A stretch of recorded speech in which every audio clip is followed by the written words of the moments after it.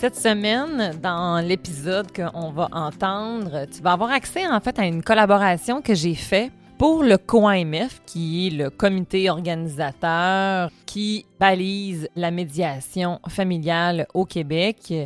C'est d'ailleurs, en fait, dans ce comité que j'ai été vice-présidente pendant 1 an et que j'ai contribué pendant à peu près de 2 ans.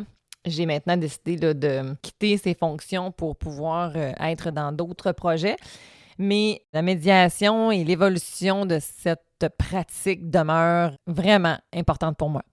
Dans cette discussion que vous allez entendre en fait entre moi et Caroline, qui est aussi une médiatrice familiale et qui est aussi psychologue, on va s'entretenir justement sur comment on peut utiliser la parole de l'enfant, comment on peut écouter son enfant puis l'impliquer dans les prises de décision sans que l'enfant ait l'impression qu'il porte le fardeau décisionnel qui peut parfois être lourd quand les parents se chicanent, ou encore de le garder dans son rôle d'enfant pour que ce dernier n'ait pas l'impression qu'il est omnipotent, que c'est lui qui détient la loi et que c'est lui qui décide. Par exemple, dans un contexte où est-ce qu'on aurait des adolescents qui ont envie de tout décider, eh bien, parfois, il faut quand même être en mesure que, comme parents, on garde notre autorité. Par contre, comme on l'a pu l'entendre dans l'épisode avec Lorraine Filion, si tu ne l'as pas déjà écouté, je t'invite vraiment à y aller. La parole de l'enfant, elle est importante.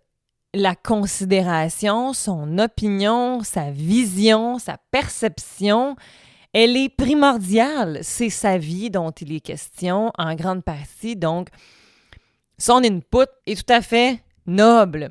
Maintenant, il faut après ça le réintroduire dans une discussion d'adultes pour après ça prendre une décision. Alors, moi et Caroline, on vous propose différentes stratégies en lien avec différents exemples pour être en mesure de pouvoir arriver à prendre ce genre de décision. Je t'invite à me laisser tes commentaires puis à m'écrire parce que sache que ça me touche énormément quand je reçois des commentaires.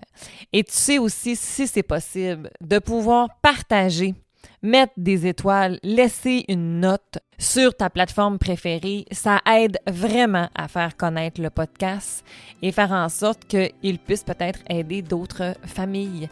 Alors, je te remercie et je te souhaite une belle écoute.